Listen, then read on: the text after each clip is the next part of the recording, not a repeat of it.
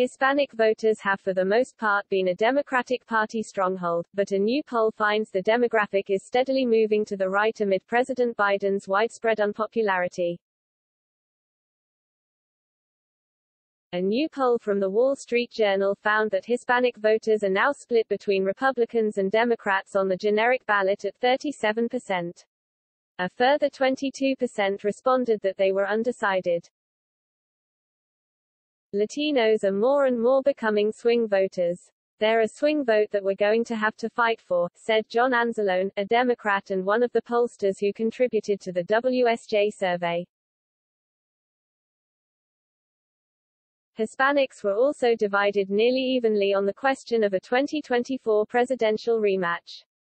In an identical election between President Biden and former President Trump, 44% stated they would vote for Biden, while 43% said they would vote for Trump.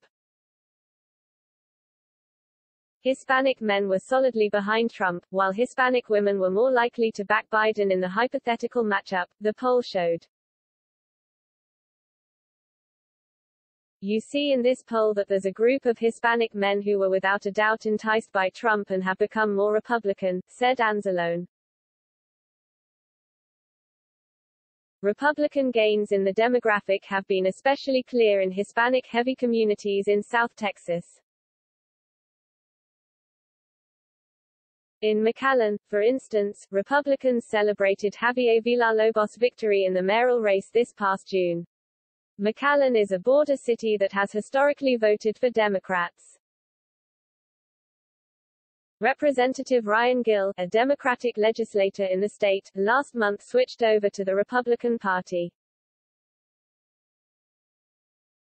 Friends, something is happening in South Texas, and many of us are waking up to the fact that the values of those in Washington, D.C., are not our values, not the values of most Texans, Gillen said when announcing the move. The WSJ poll surveyed registered voters from November 16 to November 22.